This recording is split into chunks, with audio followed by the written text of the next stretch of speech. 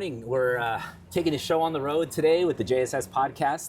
I'm your host, Byron Enriquez, your resident finance bro. We got a special treat today. One of my good friends, Alex Yong, convinced him to have a coffee with me. We're hanging out at our coffee and collab little networking meeting this morning, and I was like, Alex, cheers. Sit down, have some questions. So pleasure. Thanks for being on our little podcast today. Yes, sir. Thank you. So Alex has been in the business for a long time, and I'll let him talk a little bit about what he's done. Alex is a hard money lender. It's, I guess, we've met, how long ago? We met in 2018. You interviewed me for a job at PRMG. So, and you got me the job too. So that's I did get him a job. So we've been through it a little bit. We've been through it a lot. Yeah. And Alex is one of those guys that I know has been there for us, and we made some connections. And I know some people were saying, hey, if he's a hard money lender and I'm a hard money lender, why would I want to be promoting you and kind of talking? But you know what? It's one of the things that we've always talked about. It's we help each other out. This business is first of all, there's enough business for everybody, right? And you may have relationships with some investors that I don't have, and I have relationships with investors that you don't have. So we kind of always work together. As a matter of fact, why don't you tell us a little bit about we're closing a deal today? Yeah, together. Exactly. So ultimately, it comes down to having an avenue to service our clients that we're getting the deals from. Most of our clients are other brokers or the mortgage companies. So of course, they're depending on us to close the deal or the transaction for their client. So if I have an avenue that Byron doesn't have, or vice versa, then we'll help each other out. Yeah. And again, the ultimate goal is to make sure that our brokers close their transactions so they can get paid, and our borrowers can, of course, accomplish what they want to get accomplished, and that's why we help each other out. Yeah, no, I you know what, I'm actually glad you bring that up, because I know that one of the things that I'd like to try to talk about in the show is generating business and how we're approaching clients, and how, I mean, this is a tough business to be in, you know that. Oh yeah. Right, we've been doing this for a long time, and it's very tough to get clients, and it's tough to stay successful. And we've been around for a long time. We've been doing this. I've been doing this for a little bit over 20 years, and I know you have too, and we've been around for a long time. But talk to us a little bit about, kind of your approach, and I know your approach is maybe different than mine, so just kind of get a little bit different of how you're sourcing clients, how you're servicing your brokers, or what are you doing to get business? Right, so mainly is relationships. I'm very good at building relationships, I think you as well.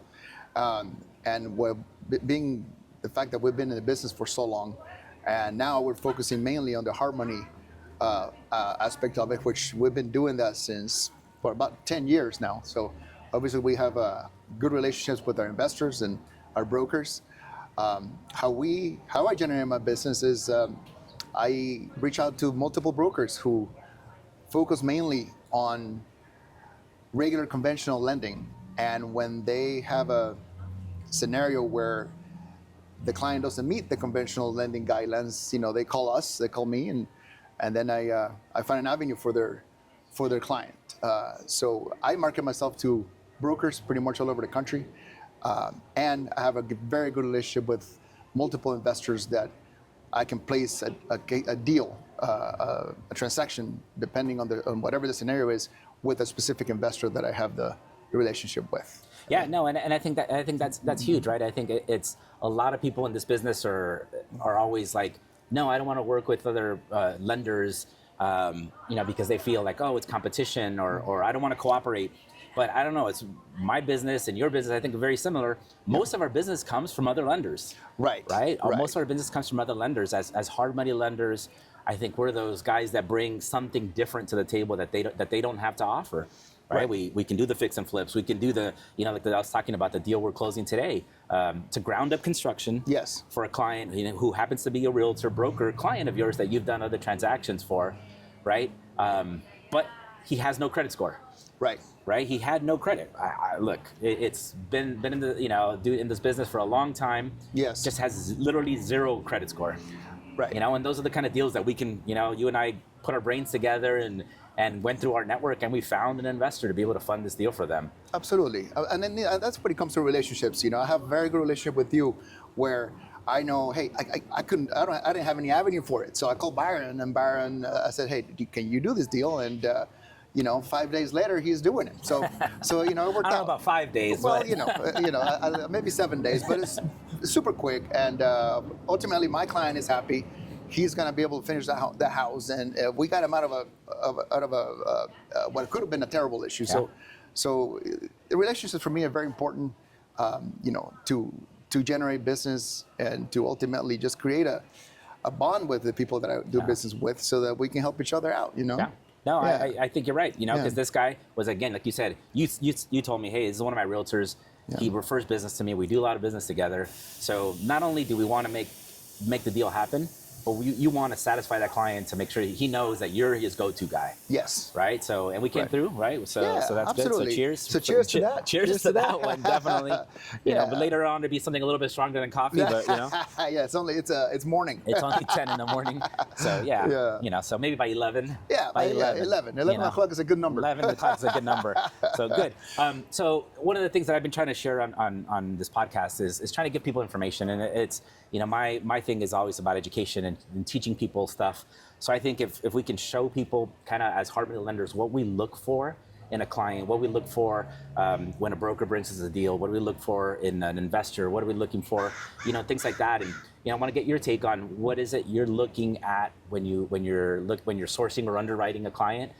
Just to kind of give people information, so when they're prepping themselves, or other realtors that are listening, or other lenders that are loan officers that are listening, and they're like, oh, I got a client that's perfect for, we can be that source for them. So tell us a little bit about, when you're looking at a file, what are you looking at? Sure. So it depends. It's, for example, let's say it's a purchase where somebody wants to buy a house and flip it, but come in with as little down payment as possible, and then we're going to look at experience of how